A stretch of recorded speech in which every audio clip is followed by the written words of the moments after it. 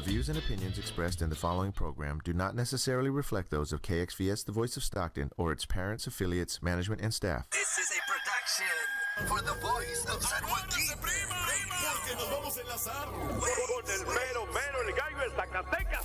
That's right, homeboy. el de allá. You got it, homeboy. Island boy. Dicen que soy poderoso, yo solo soy su amigo.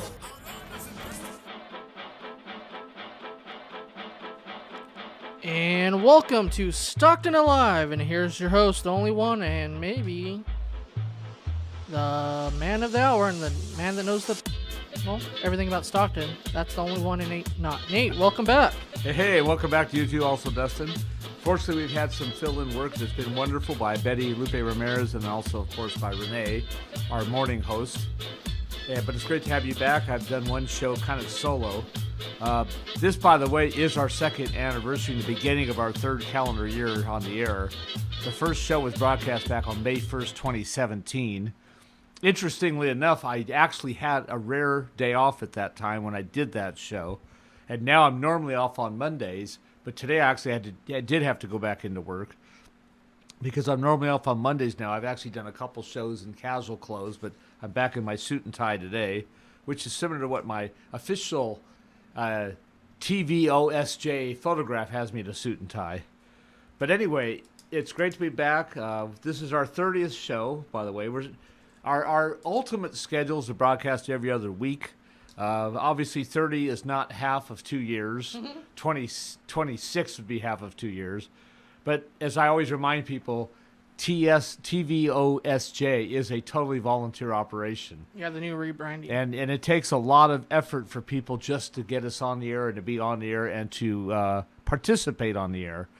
The only one who's really able to do that, or the only two people I know of that do that on a almost 100% total frequent basis would be Betty, of course, who just left her show here about 10 minutes ago. And then, of course, Richard Slezak's pretty consistently on the air with Slezak Radio. But for us, you have college and events to go to, and I have a job, and I have many meetings and events that I go to, and I have conflicts on Monday nights sometimes. So it's a challenge. For those, we usually try to remind people what the status of this particular show is. So this show is being aired live on Monday night, May 13th, 2019. So if you happen to be watching on, right now it's live, but of course, I say that now on the air, but on tape, if you're watching this show and it's not Monday, May 13th, 2019, then you're watching a replay or a tape delay. But anyway, we're on the air. We've got, it's amazing how many things have happened in 2 years. Now, I'm going to rattle off some names of business of things. I know for our regular listeners, this will be a bit redundant. We've gone through this list a couple different times. I won't elaborate on a lot of these places like I sometimes have, but I just want to run the list off so people can understand. Our show is Stockton Alive, of course. Alive, all capital letters, exclamation mark. And the whole point of this show, and we talked a lot about it on the first show, and I talked a little bit about this with Renee when she was here a couple weeks ago. She was here actually on April 29th. The fact we call it Stockton Alive, and the main purpose of the show is to keep people in tune with the various wonderful things that are happening in and around downtown Stockton. Downtown Stockton particularly, Stockton in general, and the San Joaquin Valley and Central Valley area. We'll take any of that that's worth talking about. Having said that, in 2 years, we've had a dramatic change in what is happening in downtown. It's still not there yet. It's still not a great downtown yet. It is historic, but it's not great yet. It's not totally vibrant yet. But just listen to all the places that are in. Now, I'm only naming the ones that are successful, by the way. I'm not naming the maybe 10 or so that have come and gone and failed. But this is all the businesses that either just started when we went on the air or have started since then, and they're all in business today.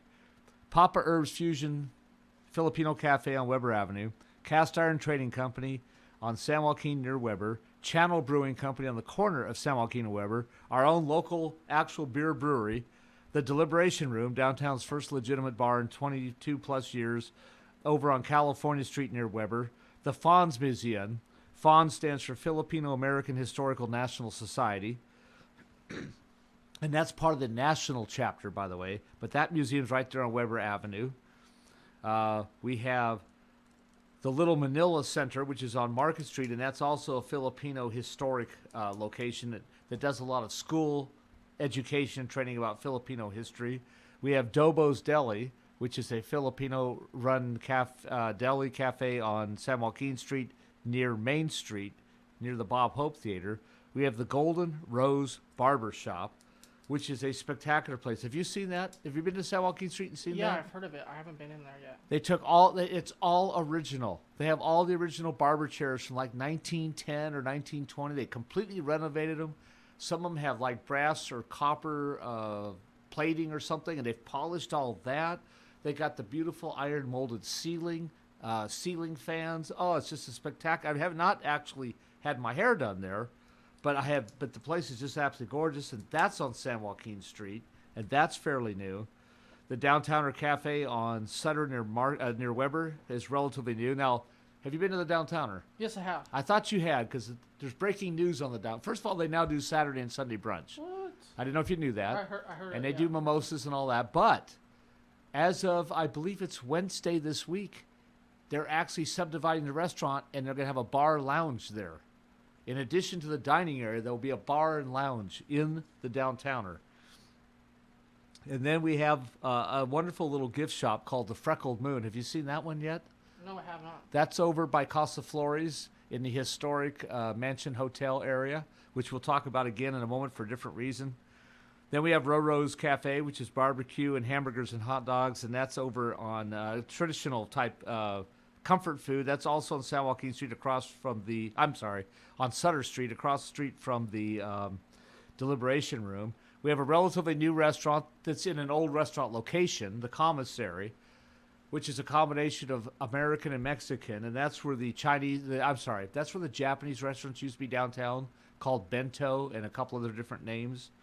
We also have the Terra Coffee. That's one of a gourmet coffee place. It's located within the beautiful lobby of the Mexican Heritage Center, I should say, which is in the Masonic Lodge building, which is on the corner of Market and California, or Market and Sutter. That's a very nice place. We have Trail Coffee, which had been around for about 3 years, but originally it was known as the Alley on Minor Avenue, and now it's the Trail Coffee Company Cafe and Restaurant on the corner of that would be Main Street and California Street. We also have a shop called Above the Brim. Have you seen that one? No, I have not. That's a hat shop on San Joaquin I've Street. heard you talk about it on the And show they have before. everything there, all kinds of hats. It's very reasonably priced. I have a rain hat I bought there, a fedora type rain hat I bought there. I wore it a lot because it rained a lot this year. And I wore it here a couple times. It's going to rain this week. And I always got great comments on that hat, and he's doing really well. And then there's a place which I can't quite remember the name of. It's called the Amazing Music Maze or something like that, but it's on the same stretch. There's 4 new places on San Joaquin Street, all opened within the last 6-7 months, and they're all within 4 door fronts of each other. And that's including the Dobo Deli and the hat shop I just mentioned, and then this music shop, which I can't quite think of the exact name of. It's called the Music Maze or Amazing Music Maze or something. Let's see. What have I missed here? I think I caught all of the main information about the new businesses downtown. I know I'm missing 1 or 2 that I'll hopefully think of. And there's more coming, too. There's going to be a new cafe bar lounge in the lobby of the Medico Dental building, but I'm getting to that in a moment. Okay, and the stock market now has, after bouncing around various parts of Stockton, apparently now has a permanent home on the waterfront at the Stockton Marina near the waterfront towers, which are the ones next to, pretty close to Nena's Cafe there in the waterfront warehouse. So, with all that that's the point here. That's all new businesses in just the last 2 years. I didn't count how many that I just mentioned. And then Greyhound had moved from their old cavernous terminal that was kind of too big for what they need and kind of lonely looking. They've moved to the downtown transit center, where they're now meet up with and board at the same platforms with all the people and activity of the downtown transit center for San Joaquin RTD. So, with all that, downtown is way better now than it was when we started this show. Now, we knew all this was coming at that time, but it was still in the future. We didn't know how these places were all going to do. For example, we broadcast on May 1st, 2017. The deliberation room was only 4 months and 2 days old. Well, now it's been there for 26 months, and they have a fairly huge Friday happy hour business. They have good Saturday nights there, and sometimes they have big Thursday nights there.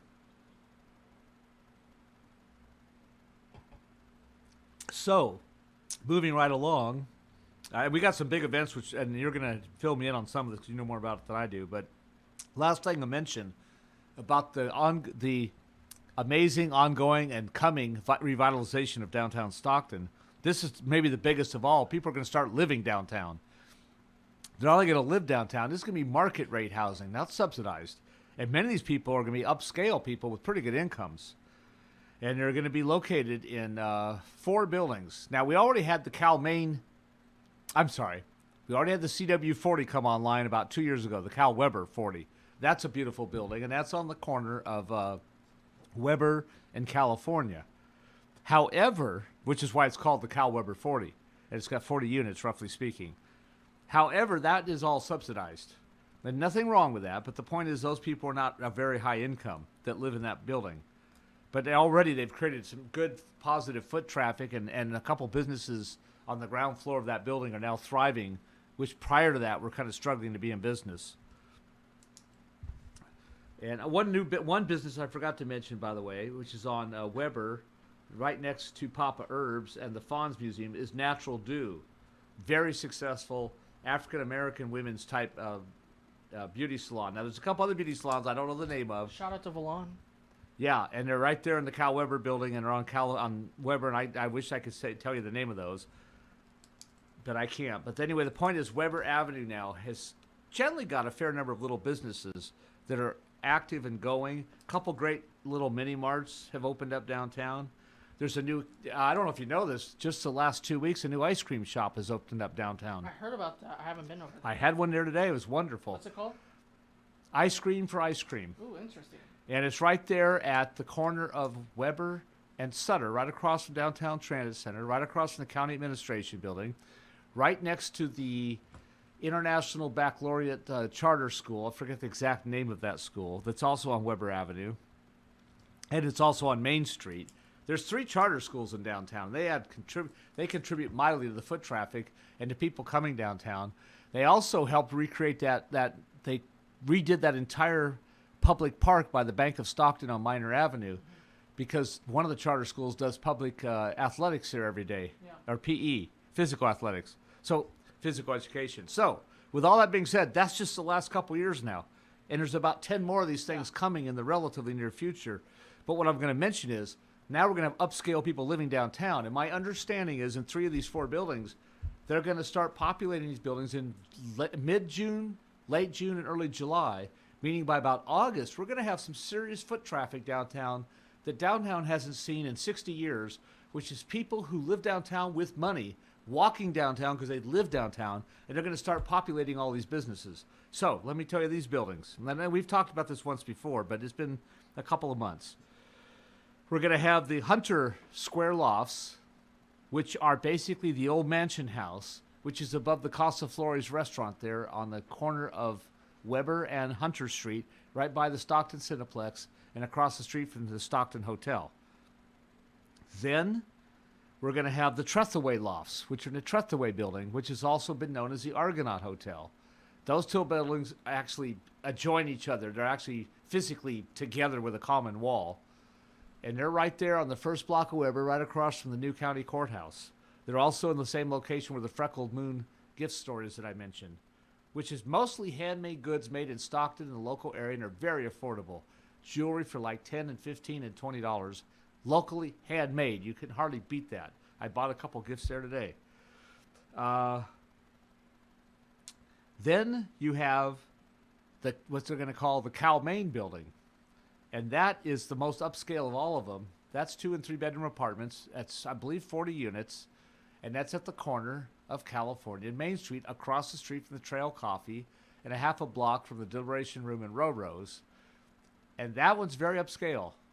Now, the Bear Paw Company, which we've talked about before, is behind these three.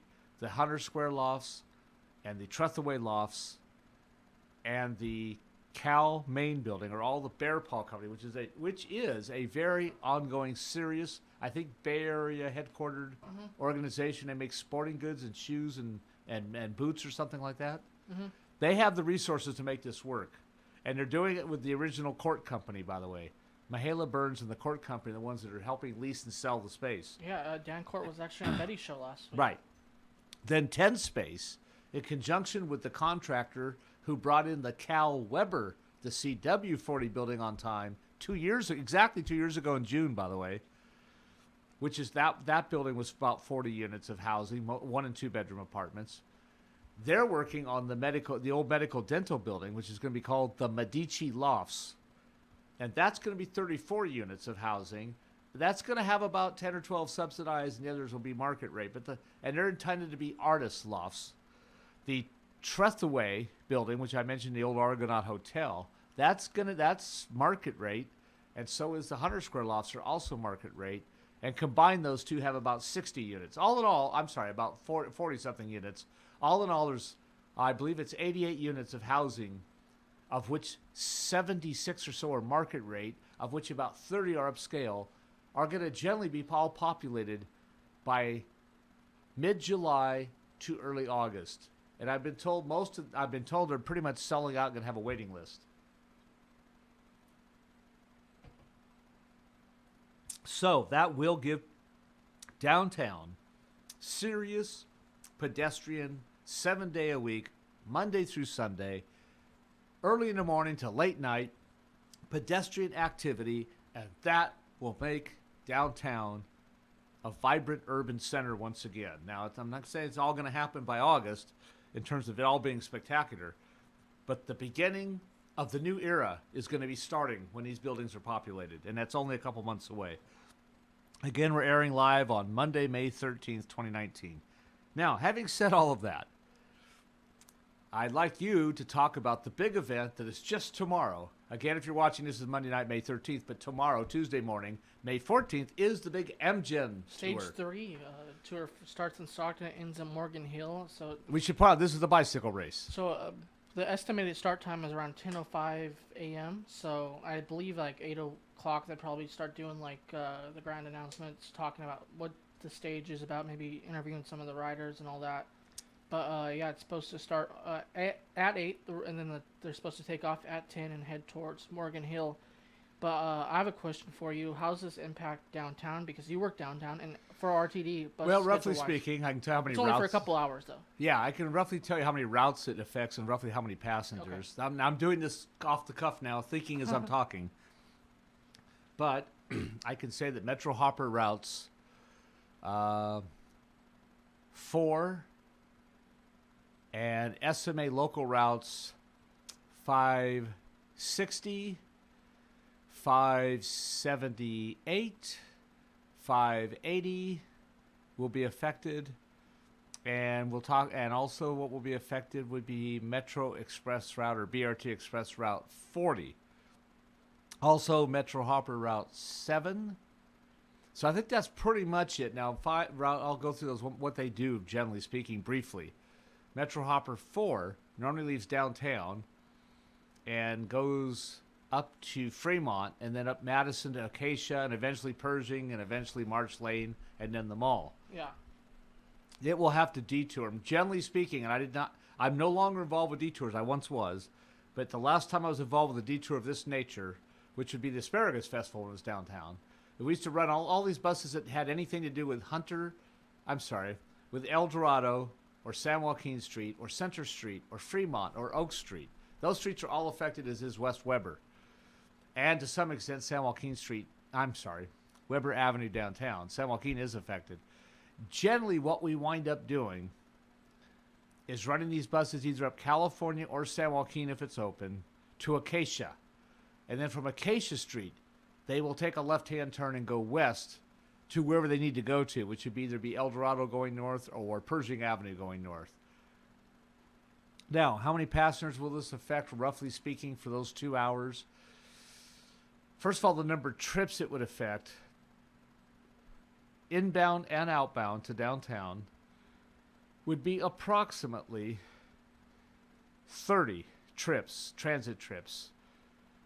And the amount of ridership, roughly speaking, on those 30 trips would be in the neighborhood of about, now that happens to be that's, RHD's peak ridership in the morning is very early because it's mostly students, which is 6:15 a.m. to about 7:30 a.m. Yeah, and finals start at Delta Now, College tomorrow. And then we have a kind of a dull period between 8 a.m. and 9:30. But then we have a lot of fixed and low-income people start riding around 9:30. And this is, you said 10 o'clock to 12, right? Or did you say, I'm sorry, what was the time frame? It starts at 8 a.m. Oh, 8 a.m., But I'm sorry, they leave okay. at Stockton at 10:05. Okay, so it's going to happen during the slower period of time for our buses. But it's still going to affect those 30 trips or so, and that's in and out I'm talking about, as in round trips. Total one-way trips 30, about 15 round trips is what I'm trying to say. Roughly speaking, on those routes at that time of day, the ridership's fairly low. So we're probably going to be affecting approximately 500 passengers. And then of course, the buses will get a little bit out of cycle time and everything. It'll take about an hour for it to all kind of kick back to normal. But generally speaking, about 15 round trips in and out of downtown, and about roughly 300 to 500 passengers will be affected by it. But that's okay, because this is a big, most people don't know this. I didn't even not know this till recently. This is a really high-class bicycle race / tour. And apparently many of the people who compete on this one are also involved with the Tour de France and some of the really big ones with the really fancy names. It's the biggest ride before the Tour de France. Well, yeah, right. And some of the people are, this is like their tune-up or warm-up or qualifying for that. Or they're proving to their sponsors that they're good enough to be in the Tour de France.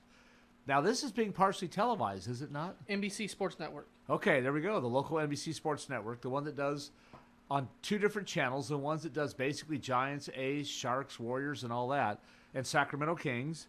So this is a major event. This is the third time, correct me if I'm wrong, the third time it's been in Stockton. Yes.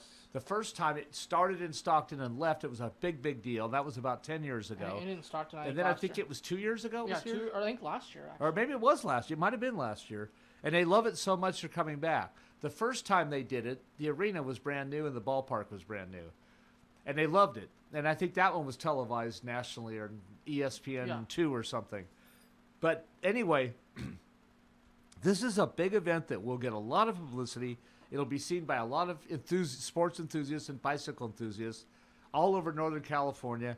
And it's going to once again show off Stockton's arena, the beautiful arena, ballpark, University Hotel, McLeod Lake area, University waterfront hotel area, and the Stockton Cineplex area. And it looks those places not only are nice and beautiful, they look especially good on television.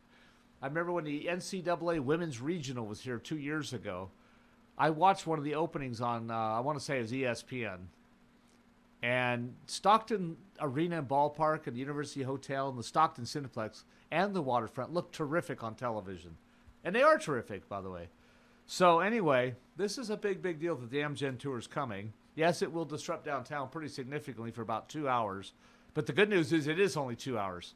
When we had the Asparagus Festival downtown, it used to knock out the kind of pattern of travel downtown for 8 days.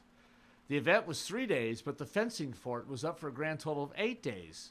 4 days before, 3 days during, and 1 day after. And that used to be a major impact on downtown. And unfortunately, while it exposed downtown Stockton to people, gave it exposure, most of it was positive, it also did disrupt downtown at a time when downtown was struggling much more financially and had less vibrant businesses than it does today. By the way, the Bob Hope's doing a lot of shows, live shows right now. Yeah, they have more coming this summer. And they packed in people for Tom Jones. They sold out for George Lopez about 2 months ago. And George Lopez is coming back May 24th. Dang it, that's not coming He up. sold out so quickly last time. They couldn't do a second show, which sometimes they'll do on the same night. But they agreed to come back a whole other trip just for another show because he sold out so effectively. Are they sold out again? Huh? Are they sold out again? Yeah, so George Lopez is coming back May 24th. Well, if you think about it, I love comedy, and the Hispanic community in this Right. area loves it. So I've seen him there one time, and he's hilarious. and it's a great place to play. So I think it's people put this on their destination. And Ron White's been here a couple months ago. Right. He was actually here during my birthday, but I missed that. But yeah, I think Stockton has this rare form of we don't really have a lot of comedians. We don't have Right. a comedy club. Right. Which I think would actually Yeah, be we don't have the fantastic. comedy club scene yet. It's starting to develop, or trying to. Well, yeah, I think it would be. Got a couple of people right here that are trying to become comedians. Yeah, but I think it'd be fantastic in the future if there is something like that in Stockton to promote, because besides Sacramento and other places, there's no place around the valley that has a true comedy club. Right. I think Modesto has tried to get it going. Yeah. Sacramento, I guess, is the closest place, though, where it's kind of San common. Jose. San Jose, right. Okay. So anyway, the Amgen Tour, big deal, coming to downtown. And speaking of big deals, we can't forget to talk about Gabriel Flores. Which actually the last time they were downtown, that was busy night in Stockton. There was events going on all around downtown. There was. The last 2 weekends, there was everything you could possibly ever want to do happen in the Stockton. Ports had a game. There was a fight there. Right. The boxing match I meant. And there was something big going on at the Civic Auditorium. So yeah, the hotel had wedding events or something prom, like that going on, and it was proms. prom, yeah. So, yeah, there's. And now we're getting into graduation seasons, which will be at Pacific the just arena. had theirs. Stockton's upcoming. Right. Or no, I mean Stockton. Delta's upcoming. High schools are. And then all the high schools, right? Yeah. But getting Delta's back actually to our next week. boxing match, that was sold out for him. 10,000, 15 people. Which I think there's reports that they're going to bring one back with him in the next couple, maybe by November or January. Right. Yeah. And that's the second biggest crowd in the history of the Stockton Arena. The biggest crowd ever was the very first hockey game with the Thunder Against when they Long sold out Beach. 10,117. Against Long Beach. That's what it held. Yeah, that's what it held in its original. You know, it's big when they have to bring out the bleachers. Yeah, on when the they used to upper bring deck. out the bleachers and in hockey configuration, that's what it held. Yeah. I think the 10,015 the other night is the permanent configuration with all the seats on the floor. Okay. I don't think they had to pull seats out, but they could have and gone to almost 12,000. So it's pretty interesting what they can do. And that was, I understand, broadcast on ESPN2 nationally. Yeah, they have boxing. Without even having to pay for it, pay-per-view or anything. You could just Top-ranked boxing, yeah. You could just tune in ESPN, and there was Stockton Arena. Mm-hmm. Now, going back to the NCAA Women's Basketball Regional, I mentioned this on the show, but that was almost a year and a half ago now. Well, it was like 16 months ago. Because there's two things about that regional. First of all the NCAA stuff is televised nationally now. On one ESPN. network or another, it's all there. For So women's, both men's and ESPN. women's is totally 100% televised nationally, or at least regionally. So Stockton got a lot of coverage on national television when we had the NCAA Women's Basketball Regional Championship in Stockton. I think what's called the Western Regional. But not only that, it's in the World Almanac.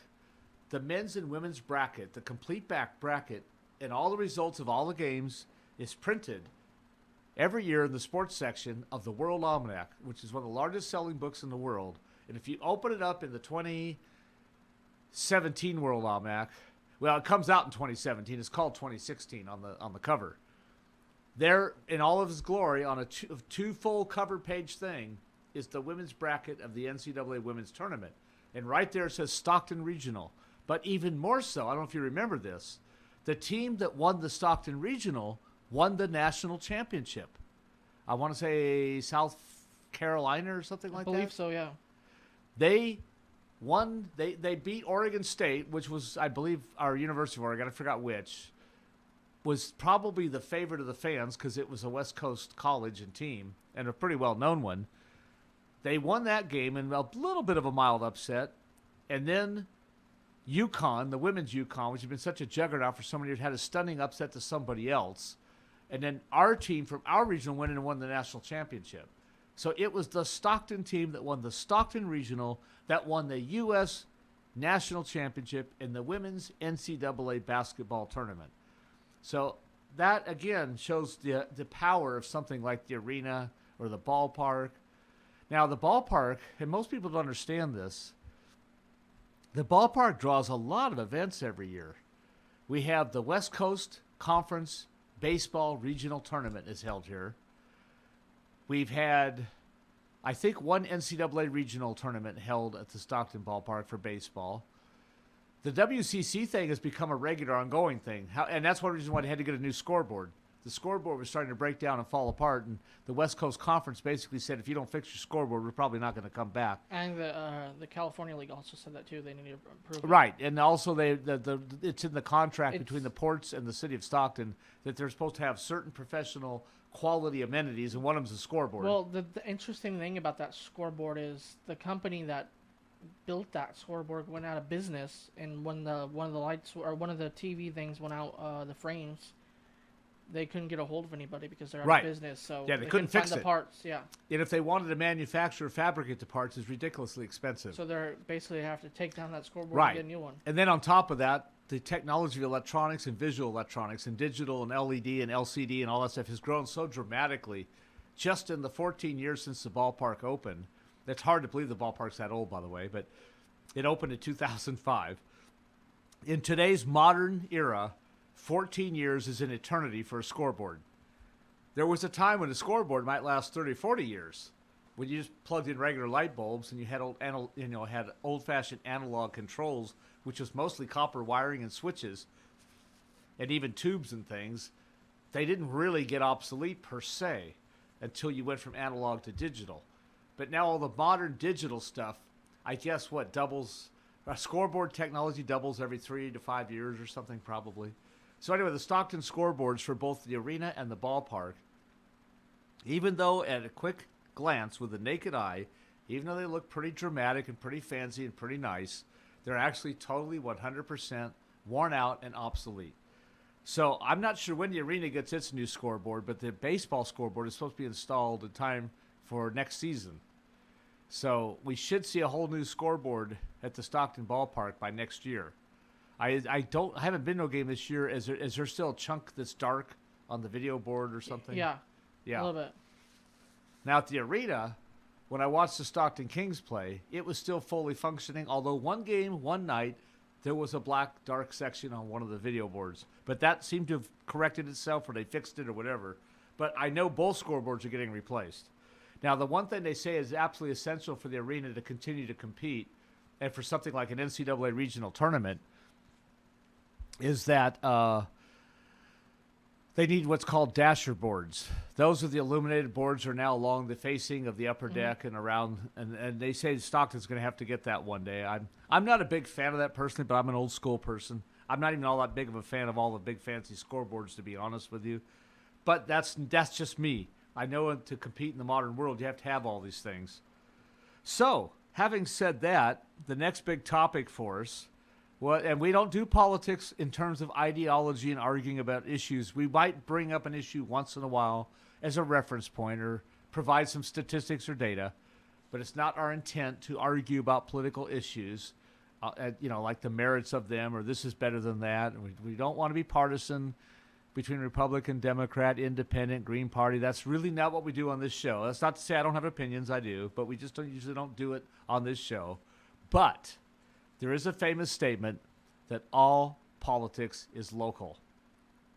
And having said that, at the local level, you tend to know a lot of people, and you often have met them face-to-face or shook their hand or met them at a campaign rally or a funding event or something. But what is it that's about to happen here in Stockton, Mr. Dustin? Election season's coming up next year, and we have primaries and all that. That's the word I was looking for. Primaries. Primaries and in November we have election season. And actually, coming up. primaries are coming up in March. What's that? March, I believe. Yeah, March of 2020.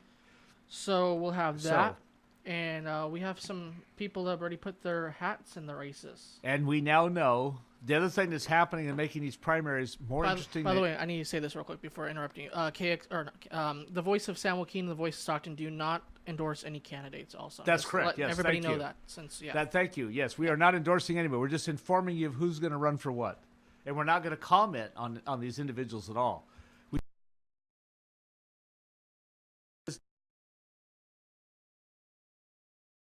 TVOSJ is a nonprofit organization, and we are totally nonpartisan as a broadcast organization. And I myself, unless I accidentally slip a tongue here or somewhere at some point, I intend to be nonpartisan because that's not what the Stockton Alive show is about. We're not a political show. We're not a social media show per se. We're not a social issue show. We're a show that wants to keep you informed and excited about Stockton, San Joaquin County, and the Great Central Valley, and California even. So having said that, what makes the primaries interesting this year is two incumbents who in their current sitting posts could probably be reelected easily are termed out. Their 2 terms are up for time. They can no longer run for those positions. And it's starting a big chain reaction of events. And so to name 2, California State Senator Kathleen Galgiani is termed out. And then the local state assemblywoman, Susan Eggman, is termed out of the assembly. Now, Galgiani has been both assembly and state senate, so she's not eligible for either one of those positions anymore. She already moved from one to the other. If I remember right, Galgiani followed Barbara Matthews of Tracy or something like that through these positions. But anyway, and there used to be Mike Machado, who used to be a state senator at one time. He might have been assembly also. I can't remember. Anyway, I think he was both. So now what you've got is with Kathleen Galgiani now being turned out of the state senate and no longer eligible for state assembly, that opens up her state senate district race. And what we know to this point is that current assemblywoman Susan Eggman is going to run for Galgiani's seat in the Democratic primary, and sitting county supervisor Bob Elliott of Tracy has announced that he's going to run for the Galgiani state senate seat in the Republican primary. So that's what we know on that. On the state assembly side, with Eggman now leaving her assembly seat to run for the state senate, we have 3 announced primary candidates that I'm aware of for that. And 2, I'm pretty sure Democratic. 1, I'm not sure is Republican or Democrat. But we do know that sitting councilwoman Christine Fugazi is going to run for the state assembly seat. And sitting county supervisor Kathy Miller is going to run. Oh, did you mention Jesus Andrade already? Well, no, I was just getting Okay, him. sorry. Yeah. Did you find out which primary he's running in? He hasn't announced yet, but I think it's going to be against Susan Eggman, because Bob Elliott is running for the Republican. So he's going to state senate, you're saying? Yeah, state senate. Okay, all right. So he's probably running, most likely then, he's running in the Democratic primary against Susan Eggman. for the Galgiani seat. Yes. Okay. Yes. That I wasn't sure which thing he would, because like you say, I don't think it's officially announced, except everyone, I know he's made some statement publicly somewhere he's running for office. I didn't know if it was assembly or state senate. Okay, so that's good. Okay. So what we know then, as far as the state assembly goes, then the local state assembly seat then, is that we know for the moment that we have Christine Fugazi and Kathy Miller, both currently sitting in office, one city councilman, one county supervisor, both running in the Democratic primary for the assembly seat now held by Susan Eggman. So that's going to be, and we know there's a lot more. And then the other one we know is that Albert Holman, former city councilman and former vice mayor, has announced he's going to challenge Tom Patty, with Tom Patty going for re-election of his county supervisor seat. Tom Patty's in his first term, going for his second term. Now, when Patty won the first time, I think this was maybe a bit of a mild upset, but he defeated Moses Zapian. Now, Moses Zapian, try to follow this now, Moses Zapian, technically speaking, was an incumbent, and he was a county supervisor incumbent, but he had been appointed to that seat to replace Steve Bestelarides, as I recall, who left the seat to become the county assessor or something like that. And I forget what his title is, but he left an elected post on the county supervisor to take an appointed post in the administration of San Joaquin County. That opened up a seat. Moses Zapian, whom, if I remember right, had defeated Diana Lowry here on the Miracle Mile District, and who was a city councilman, was then appointed for the county supervisor seat, and and he might even have been the board chair at the time. But in the election, Tom Patty defeated him. Mm-hmm. So, and then Moses Apian at that time lost 2 other appointed. This happens all the time, by the way, with local people. He was also on the San Joaquin County Regional Rail Commission board, on the Tri-Valley Rail Working Group board, and I think he was on the San Joaquin Council Governments board. And when he lost the election to Patty, he lost all 3 of those because those were all appointed positions based on being an elected supervisor. Now, the other part of all that was when Moses Apian moved up to supervisor. That left a vacancy at the city council level. Mm-hmm. And I'm trying to remember who the heck filled that position. I think that was Dan Wright was appointed to that. And then Dan Wright won in his own right in the last election. Yeah, Dan Wright was the city councilman for District 3. Right. So there's been a lot of this. There's been a lot of things jumping around and people grabbing for the brass ring. But that's all happening now. And because the primary now has been moved up from mid-June to early March or something like that in 2020, that means they're already essentially running now. I personally would love to see some kind of way of having these campaigns. I'm talking about all the campaigns, local, state, federal, all of them. I wish somehow we could create a date prior to which no one can campaign. I think the elections are too long and the campaigns go too long. Leads to too much fundraising and too much money. But again, we're not going to go in ideology or politics here, so we won't go there. I'm only bemoaning that the campaigns are so long. And by the way, the Voice of Stockton, the Voice of San Joaquin offer a platform to anybody who wants to come here and talk about what the issues they are. That's regarding. correct. So yeah. In fact, any candidate that wants to come here, they are welcome to. Just get a hold of Yeah. us at the Voice of San Joaquin, the Voice of Stockton. Virtually every host of every show here will have a candidate come in to speak to them and interview them and let them have a platform with which to put And out again, their political. The Voice of Stockton, the Voice of San Joaquin will not endorse a candidate.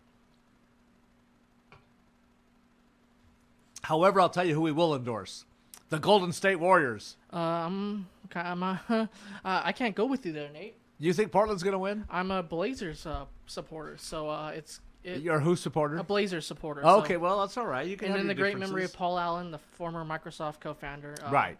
This is a bittersweet season for the Trailblazers. As a And- person of the West Coast and a lover of the Pacific Northwest, There's so many storylines in this. Also, Well, go ahead. Damon Lillard, for one Damian thing. Lillard from Oakland, and then you have the Curry brothers. right? That's So, right. I yeah. forgot about what's Seventh brothers, What's his brother's first name? Seth. Seth. That's Yeah. right. Seth and Steph Curry. Yeah. So it's going to be interesting to see what happens.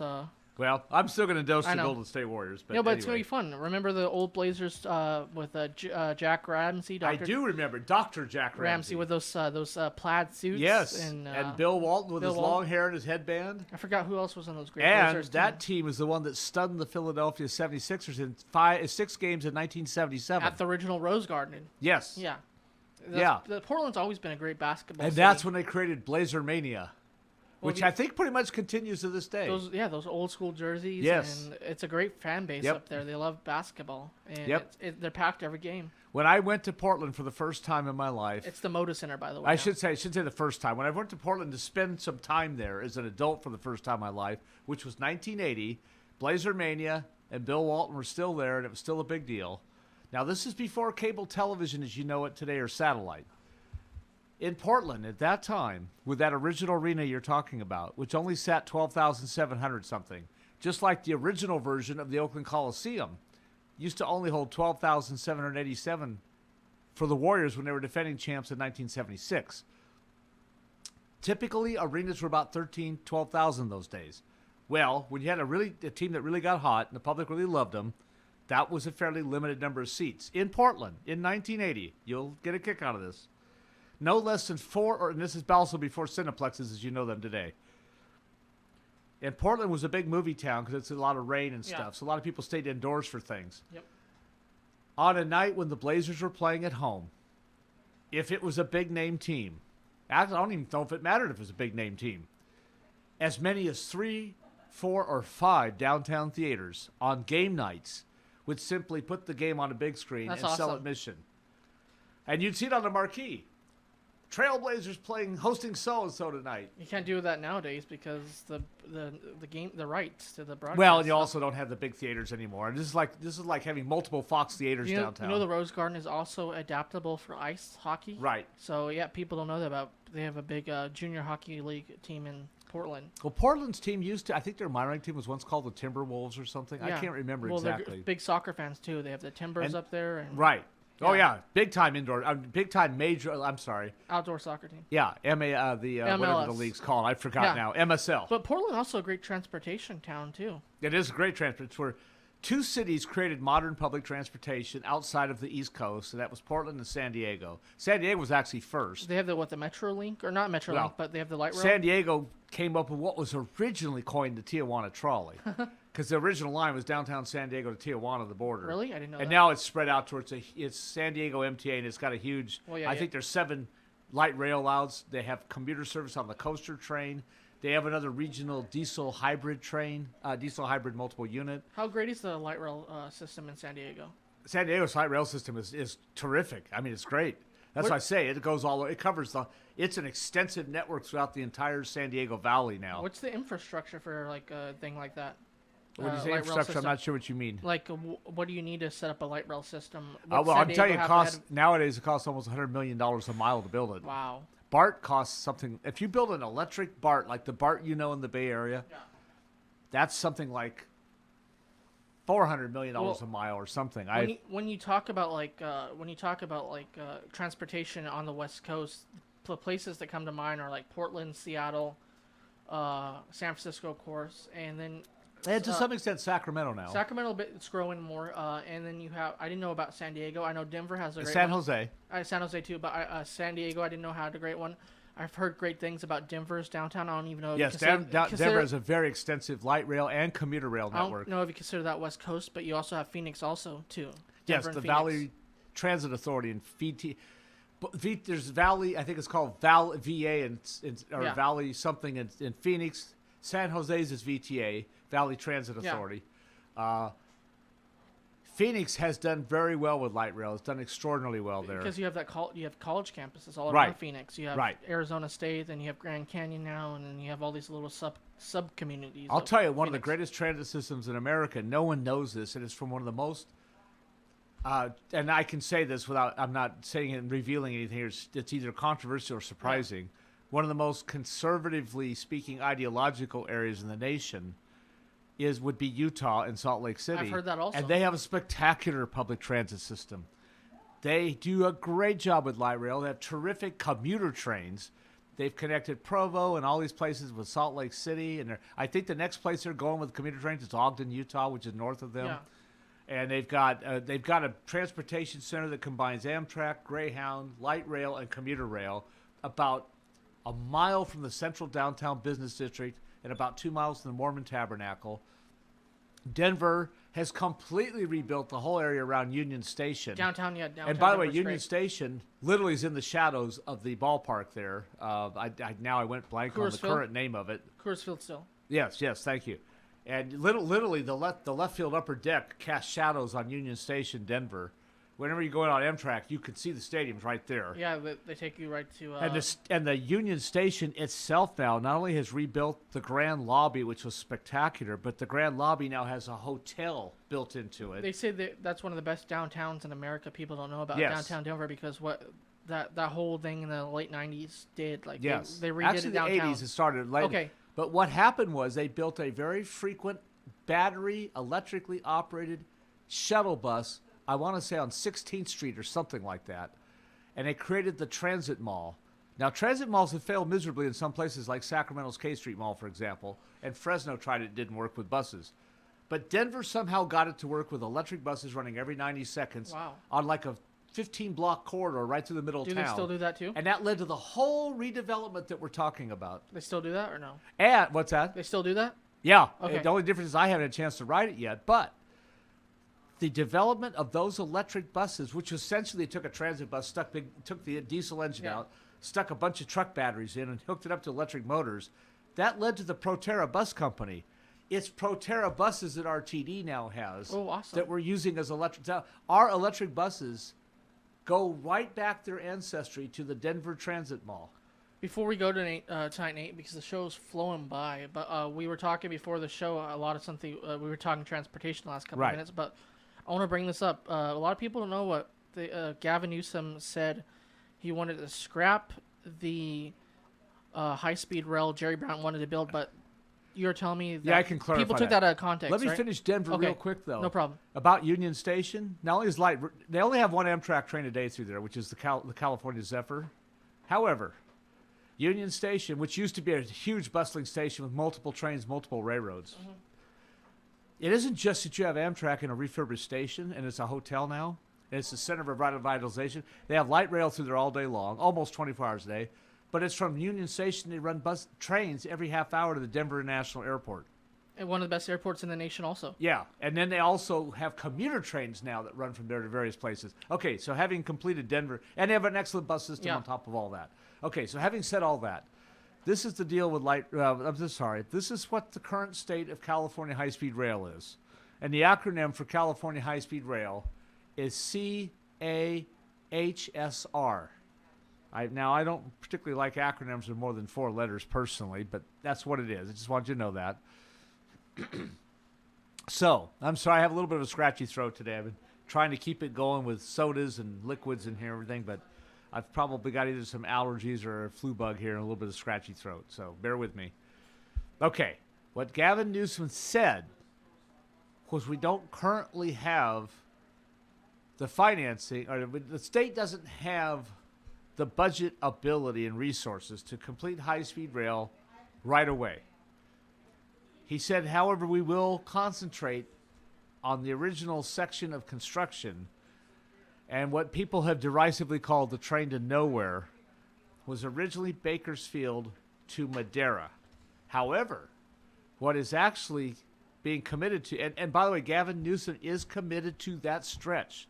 He didn't say we were going to just keep working on that stretch only and get rid of the rest of it. He made it sound like we might finish the first part, and we'd try to get to the second part, but we don't have the resources to do it right now. That's not exactly what he said or meant. The clarification we have, first of all, he's 100% committed to completing the high-speed rail system as it's designed to get from Bakersfield to Merced. That is to be completed 100% operationally as a high-speed rail intercity system. Now, granted, that's not a very long distance, but that's what he's committed to. However, what they're also committed to, and this was misunderstood, is to complete all the environmental studies and approvals that they need to get from Bakersfield to downtown Los Angeles. And ultimately, it is supposed to go to San Diego. But there's already good extensive service right now, fairly high-speed service, between L.A. and San Diego. So the important thing is to get to L.A. On the other end, they're also going to complete all the environmental studies and engineering studies to get from Merced to San Jose, where they can then tap into the right-of-way of the Caltrain, which is already being electrified. And the electrification of Caltrain is coming from high-speed rail money. And we mentioned Kathleen Galgiani earlier.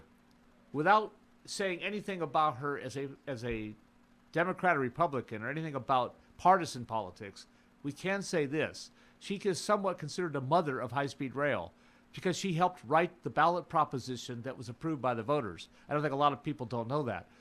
She also did something very clever in the ballot proposition, and maybe this is news for you too, Dustin. Of the $9.9 billion the voters approved, $2.5 billion was front-loaded for local traditional rail projects. So you could get a quick return on the investment and improve the local rail so when you get the high-speed rail coming in later, there's something for it to integrate with and feed into. So Caltrain in the Bay Area is being electrified from San Jose to San Francisco because of high-speed rail money, and that's already under construction.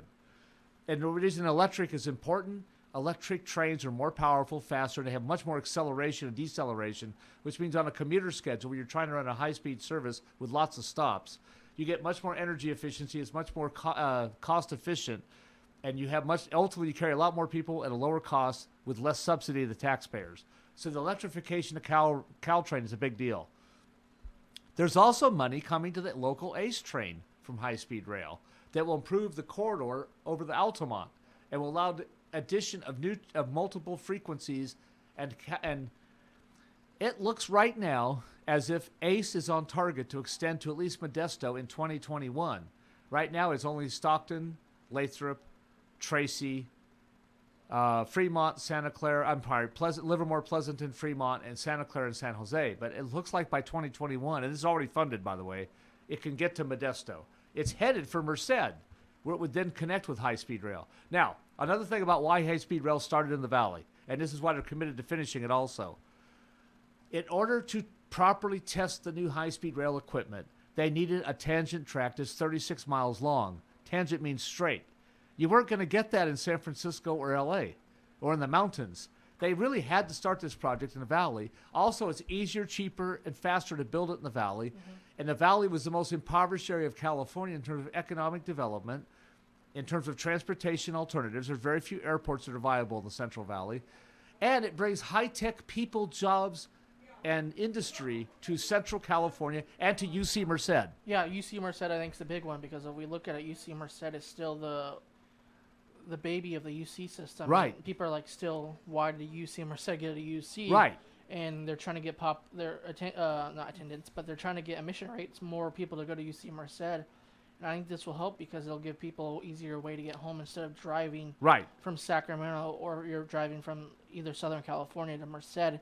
You can just hop on the train and be home in a couple hours. And I don't know if that makes it easier to go to school if you hop on the high-speed train. I don't know how fast it's going to go, but it'll at least make it easier for people who want to live in Merced to go to school there.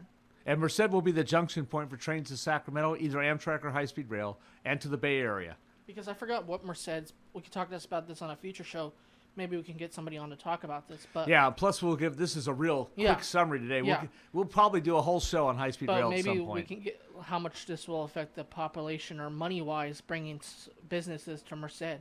Right. Yeah. Right now, there's 3,000 people working in the Central Valley on high-speed rail. Yeah. I think it's 2,700 plus the subcontractors. Yeah. So we're about the end of the show, right? Yeah, but is our train leaving the station now? Yeah, but are you going to the bike start tomorrow, or do you have work? So again, we broadcast live on Monday night, May 13th, 2019. Tomorrow is the MGM Tour, the bicycle tour in downtown Stockton. On Tuesday morning, May 14th. We'll be back in approximately 2 weeks. Thank you. Have a great night.